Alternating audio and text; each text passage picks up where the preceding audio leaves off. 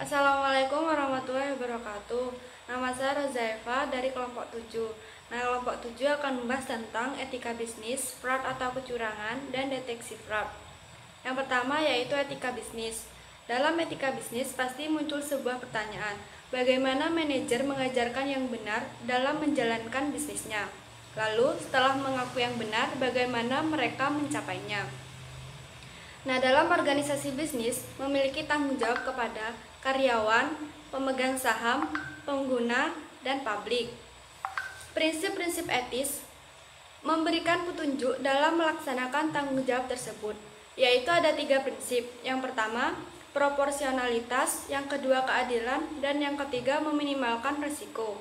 Yang pertama, proporsionalitas, yaitu manfaat sebuah dari keputusan lebih besar daripada resiko. Yang kedua, keadilan, yaitu manfaat dari sebuah keputusan harus didistribusikan kepada mereka yang berbagi resiko. Yang ketiga, yaitu meminimalkan resiko. Keputusan harus dilaksanakan untuk meminimalkan resiko dan menghindari resiko yang tidak perlu. Yang selanjutnya yaitu etika komputer. Etika komputer adalah sifat dan dampak sosial teknologi komputer serta formulasi yang mengenai justifikasi kebijakan untuk penggunaan etis teknologi. Nah, ada 3 tingkat etika komputer. Yang pertama, etika komputer pop, yang kedua, etika komputer parah, dan yang ketiga adalah etika komputer teoritis. Yang pertama, etika komputer pop. Hanya sebuah paparan cerita dan laporan yang ditemukan di media populer tentang konsekuensi baik dan buruknya teknologi komputer. Yang kedua yaitu etika komputer parah, mengambil minat nyata dalam kasus etika komputer dan memperoleh keterampilan serta pengetahuan agar pekerjaan berjalan dengan efektif. Yang selanjutnya yaitu etika komputer teoritis, menerapkan teori psikologi, filsafat, dan sosiologi agar mendapat ilmu pengetahuan yang baru di dalam lapangan. Meskipun program adalah jenis aset baru, banyak yang merasa bahwa program ini tidak boleh dianggap berbeda dari bentuk properti lainnya. Nah, apakah ini masalah yang lama atau masalah yang baru? Pada umumnya yang terjadi adalah nilai-nilai yang dipertaruhkan dan prinsip yang diterapkan. Seperti yang pertama, privasi. Berkaitan dengan privasi, orang berkeinginan untuk memegang kendali penuh atas apa dan seberapa banyak informasi tentang diri mereka. Ini menimbulkan masalah kepemilikan dalam industri informasi pribadi, yaitu haruskah privasi individu dilindungi melalui kebijakan dan sistem. Untuk selanjutnya yaitu keamanan. Sistem keamanan berupaya untuk mencegah penipuan dalam penyalahgunaan sistem komputer lainnya yang mereka lakukan untuk melindungi dan memajukan kepentingan salah satu konsekuensi sistem. Selanjutnya, kepemilikan properti. Hukum yang dirancang untuk melindungi hak properti nyata telah diperluas untuk mencakup apa yang disebut sebagai kekayaan intelektual, yaitu perangkat lunak. Undang-undang hak cipta telah diterapkan dalam upaya untuk melindungi mereka yang mengembangkan perangkat lunak agar tidak dapat disalin. Selanjutnya yaitu kesetaraan dalam akses. Beberapa hambatan untuk mengakses bersifat intrinsik dengan teknologi sistem informasi, tetapi beberapa di antaranya dapat dihindari melalui desain sistem yang cermat. Selanjutnya yaitu masalah lingkungan. Masalah lingkungan timbul ketika kertas yang berasal dari pohon, sumber daya alam yang berharga, dan berakhir di tempat pembuangan sampah jika tidak didaur ulang dengan benar. Selanjutnya itu pengangguran dan pemindahan. Banyak pekerjaan telah dan sedang diubah sebagai akibat dari ketersediaan teknologi komputer. Orang-orang yang tidak mampu atau tidak siap untuk berubah dipindahkan. Haruskah pengusaha bertanggung jawab untuk melatih kembali pekerja yang dipindahkan akibat komputerisasi fungsi mereka? Selanjutnya yaitu penyalahgunaan komputer. Komputer dapat disalahgunakan dengan berbagai cara. Misalnya, menyalin perangkat lunak berpemilik, menggunakan komputer perusahaan untuk kepentingan pribadi, dan menyelinap melalui file orang lain. Selanjutnya yaitu konflik kepentingan. Kode etik perusahaan harus menjabarkan prosedur untuk menangani konflik kepentingan yang nyata atau yang tampak antara hubungan pribadi dan profesional. Manajer dan karyawan sama-sama harus dibuat sadar akan kode etik perusahaan. Selanjutnya, pengungkapan penuh dan adil. Ketentuan ini menyatakan bahwa organisasi harus memberikan pengungkapan penuh, adil, akurat, tepat waktu, dan dapat dipahami dalam dokumen laporan dan laporan keuangan yang disampaikannya kepada SEC dan kepada publik. Selanjutnya itu kepatuhan hukum. Kode etik harus mewajibkan karyawan untuk mematuhi hukum, peraturan, dan peraturan pemerintah yang berlaku. Oleh karena itu, dibutuhkan kepekaan terhadap peraturan, perundang-undangan, peraturan, dan harapan masyarakat, pelaporan internal. Yang terakhir adalah akuntabilitas. Komite audit organisasi harus menetapkan prosedur untuk menerima, mempertahankan, dan menangani keluhan tersebut tentang prosedur akuntansi dan pelanggaran kontrol internal, sebab komite audit juga memainkan peran penting dalam pengawasan penegakan etika. Ya, selanjutnya adalah fraud and content. Nah, sebelum kita membahas lebih lanjut lagi, kita harus tahu dulu dong apa makna dari fraud itu sendiri, atau yang biasa kita dengar kecurangan. Nah, fraud menunjukkan tabel representasi palsu dari fakta material yang dibuat oleh suatu pihak ke pihak lain dengan maksud untuk menipu dan mendorong pihak lain untuk mengandalkan fakta yang dapat merugikan dirinya sendiri. Seperti itu. Nah, sedangkan menurut hukum umum, fraud ataupun tindakan kecurangan itu harus memenuhi 5 syarat. Yang pertama itu adalah representasi palsu, yang kedua fakta material, yang ketiga intent, yang keempat ketergantungan yang dapat dibenarkan, dan yang kelima cedera atau kehilangan. Nah, kita sebagai auditor harus melakukan counter fraud di 2 tingkat. Yang pertama yaitu kecurangan karyawan, dan yang kedua adalah kecurangan manajemen atau manajerial. Nah, fraud itu sendiri juga memiliki karakteristik. Yang pertama itu ada yang namanya the fraud triangle atau 3 faktor kecurangan. Nah, kecurangan itu dapat terjadi atau dapat timbul karena adanya faktor kan. Nah, faktornya itu ada 3. Yang pertama itu ada tekanan. Contohnya, kamu melakukan kecurangan atau manipulasi jika kamu ditekan oleh atasan Anda. Jika Anda tidak melakukan manipulasi tersebut, maka Anda akan dipecat, seperti itu contohnya. Nah, yang kedua karena situasi. Nah, situasi di sini ini contohnya jika Anda memiliki keluarga dan keluarga Anda membutuhkan uang karena alasannya mendesak, sehingga Anda melakukan untuk memilih kecurangan untuk memenuhi kebutuhan keluarga Anda, seperti itu. Dan yang terakhir ini yang paling penting, yaitu etika. Di mana etika ini, jika etika Anda buruk, maka semakin besar tingkat kecurangan yang akan Anda lakukan, atau akan semakin sering tingkat kecurangan-kecurangan yang Anda lakukan, seperti itu.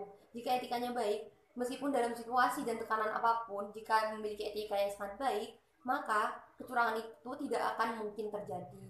Nah, dan yang selanjutnya itu kerugian akibat kecurangan itu sendiri. Faktor yang selanjutnya itu kerugian akibat kecurangan yang timbul itu sendiri. Nah, kerugiannya itu bukan cuma dari segi ekonomi, tapi dari segi lainnya juga, seperti proses produktivitasnya itu akan terganggu. Lalu untuk biaya hukum, contohnya jika kecurangan itu masuk ke jalur hukum, pasti kan akan ada pengeluaran-pengeluaran untuk mengurus segala administrasi hukum yang akan dilakukan, seperti itu. Nah, dan yang selanjutnya itu adalah pelaku kecurangan. Nah, kecurangan itu tidak mungkin terjadi kan jika tidak ada pelakunya.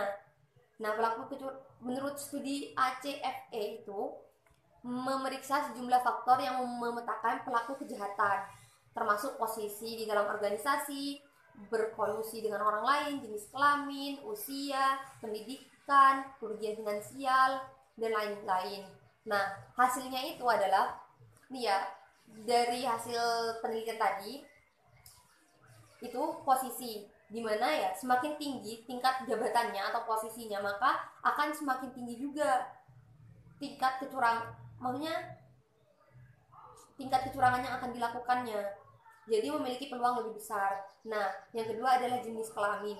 Menurut penelitian itu, jenis kelamin wanita lebih sering melakukan kecurangan daripada pria. Dan yang ketiga adalah usia. Nah, menurut penelitiannya, semakin dewasa usianya atau semakin tua usianya, maka tingkat kecurangan yang dilakukan juga akan semakin besar. Karena kenapa? Biasanya jika seseorang itu lebih tua, maka akan memiliki banyak pengalaman. Jadi beliau itu bisa melakukan itu dengan sangat mudah. Dan biasanya semakin dewasa atau semakin tua kan lebih banyak relasi, jadi lebih mudah dalam melakukan kecurangan itu sendiri. Nah, yang selanjutnya itu ada tingkat pendidikan. Semakin tinggi tingkat pendidikannya, maka akan semakin tinggi juga peluang untuk melakukan kecurangan, karena yang memiliki pendidikan biasanya memiliki ilmu yang lebih. Jika tidak memiliki etika yang baik, maka ilmu itu akan disalahgunakan dengan melakukan kecurangan itu sendiri. Yang terakhir itu ada kolusi. Nah, collusion atau kolusi itu. Nah, dengan kita memiliki kolusi yang lebih banyak, maka itu kecurangannya juga akan semakin besar. Seperti itu. Dan yang terakhir itu ada skema kecurangan. Nah, skema kecurangan itu ada, yang pertama itu ada laporan palsu. Nah, biasanya kan kalau orang melakukan kecurangan pasti akan membuat laporan-laporan yang tidak sesuai dengan fakta atau laporan yang dipalsukan seperti itu. Dan yang kedua itu ada korupsi. Korupsi itu contohnya seperti ada penyuapan, hadiah ilegal, konflik kepentingan, pemerasan secara ekonomi, dan lain sebagainya gitu. Dan yang terakhir itu ada penyelewengan aset. Contohnya itu ada pembebanan akun ke pembebanan ke akun beban, terus ada gali lubang tutup lubang, terus penipuan transaksi seperti itu. Di sini saya akan menjelaskan tentang tanggung jawab auditor untuk mendeteksi kecurangan dan tanggung jawab auditor untuk mencari penipuan. Saya akan menjelaskan terlebih dahulu tentang tanggung jawab auditor untuk mendeteksi kecurangan, yaitu petunjuk yang berlaku saat ini untuk mendeteksi disajikan dalam SAS nomor 99, Consideration of Fraud in a Financial Statement, audit yang berkaitan dengan area keuangan. Tujuan dari SAS nomor 99 adalah untuk tidak secara langsung menggabungkan pertimbangan auditor mengenai kecurangan ke dalam proses audit sampai selesai. Penilaian risiko kesalahan saji material dalam laporan keuangan meliputi kecurangan dalam laporan keuangan dan penyalahgunaan aset. Yang selanjutnya yaitu kecurangan laporan keuangan. Faktor yang berkaitan dalam kecurangan laporan keuangan ada 3. Yang pertama, karakteristik dan pengaruh pihak manajemen terhadap lingkungan pengendalian. Yang kedua adalah kondisi industri. Yang ketiga, karakteristik operasional dan stabilitas keuangan. Dalam hal kecurangan keuangan atau kecurangan oleh pihak manajemen, auditor eksternal harus mewaspadai adanya skema umum berikut ini. Yang pertama yaitu pengakuan pendapatan yang tidak benar, perlakuan penjualan yang tidak sesuai, dan penundaan biaya dan beban yang tidak sesuai, pencatatan kewajiban yang tidak sesuai, dan pengungkapan yang tidak memadai. Selanjutnya yaitu penyalahgunaan aset. Terdapat 2 faktor risiko yang berkaitan dengan penyalahgunaan aset. Yang pertama yaitu kerentanan penyalahgunaan aset contohnya seperti aktiva lancar, yaitu kas dan obligasi. Yang kedua yaitu pengendalian, contohnya suatu sistem manajemen basis data yang tidak cukup membatasi akses ke catatan akuntansi akan meningkatkan risiko penyalahgunaan aset. Yaitu selanjutnya periksa tampering, pengecekan terhadap cek melibatkan pemalsuan atau perubahan dalam beberapa cara pemeriksaan yang dilakukan oleh organisasi kepada penerimaan pembayaran yang sah. Selanjutnya, penipuan penggajian. Penipuan penggajian adalah kontribusi gaji palsu kepada karyawan yang ada atau yang tidak ada. Selanjutnya, penggantian biaya. Penipuan penggantian biaya adalah skema di mana karyawan membuat klaim untuk penggantian biaya bisnis fiktif atau meningkat. Selanjutnya, pencurian uang tunai. Skema penipuan non-tunai melibatkan pencarian atau penyalahgunaan aset non-tunai organisasi. Selanjutnya, penipuan komputer. Karena komputer berada di jantung sistem informasi akuntansi, kebanyakan organisasi saat ini yaitu topiknya penipuan komputer sangat penting bagi auditor. Selanjutnya, pengumpulan data. Pengumpulan data adalah tahap operasional pertama dalam sistem informasi. Pengelolaan data. Setelah dikumpulkan data biasanya memerlukan pemrosesan untuk menghasilkan informasi.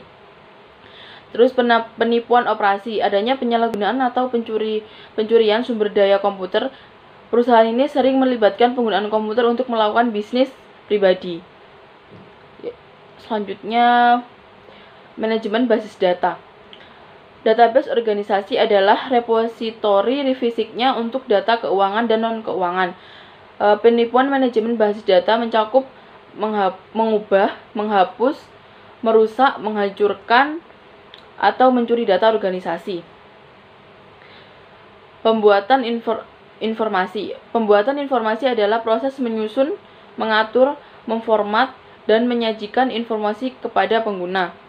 Terlepas dari bentuk fisik, informasi yang berguna memiliki karakteristik berikut: relevansi, ketepatan waktu, akurasi, kelengkapan, dan ringkasan. Nah, selanjutnya saya akan menjelaskan tentang tanggung jawab auditor untuk mencari penipuan. Pedoman otoritatif saat ini tentang deteksi kecurangan disajikan dalam SAS nomor 99, pertimbangan penipuan dalam audit laporan keuangan yang berkaitan dengan bidang audit keuangan berikut ini. Yang pertama, deskripsi dan karakteristik penipuan. Yang kedua, skeptisme profesional. Yang ketiga, diskusi personel pelibatan. Yang keempat, memperoleh bukti dan informasi audit. Yang kelima, mengidentifikasi risiko. Yang keenam, menilai risiko yang diidentifikasi. Yang ketujuh, menanggapi penilaian. Yang ke-8, mengevaluasi bukti dan informasi audit. Yang ke-9, mengkomunikasikan kemungkinan penipuan. Yang ke-10, mendokumentasikan pertimbangan penipuan. Selanjutnya, pelaporan keuangan penipuan. Faktor-faktor risiko yang berhubungan dengan pelaporan keuangan yang curang dikelompokkan berdasarkan klasifikasi berikut. Yang pertama, karakteristik dan pengaruh manajemen terhadap lingkungan kontrol. Yang kedua, kondisi industri, ini termasuk lingkungan ekonomis dan peraturan di mana entitas beroperasi. Yang ketiga, karakteristik operasi dan stabilitas keuangan.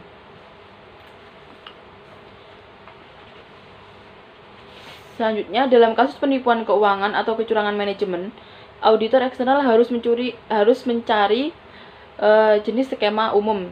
Contohnya sebagai berikut. Yang pertama, pengakuan pendapatan yang tidak tepat, perlakuan penjualan yang tidak benar, penilaian aset yang tidak tepat, penangguhan biaya dan pengeluaran yang tidak tepat. Yang kelima, pencatatan kewajiban yang tidak tepat. Yang keenam, pengungkapan yang tidak memadai. Selanjutnya yaitu penyalahgunaan aset. Dua faktor risiko terkait dengan penyalahgunaan aset. Yang pertama, kerentanan aset terhadap relevansi dan penyelewangannya. Terus yang kedua, kontrol kelompok faktor risiko ini melibatkan ketidakcukupan atau kurangnya kontrol yang dirancang untuk mencegah atau mendeteksi penyalahgunaan aset. Yang selanjutnya adalah tanggapan auditor terhadap penilaian risiko. Penilaian auditor tentang risiko salah saji material karena kecurangan dapat mempengaruhi audit dengan cara berikut. Ada 3 cara, yaitu staf, pelibatan dan tingkat pengawasan, skeptisme profesional, dan sifat waktu dan luas prosedur yang dilakukan. Yang selanjutnya adalah respon terhadap kesalahan pernyataan yang terdeteksi. Karena penipuan pada tingkat tertentu, risiko kesalahan penyajian material karena ketika auditor telah menentukan bahwa terdapat kecurangan, maka dampak material pada laporan keuangan, auditor harus merujuk masalah tersebut ke tingkat manajemen yang sesuai, setidaknya 1 tingkat di atas yang terlibat.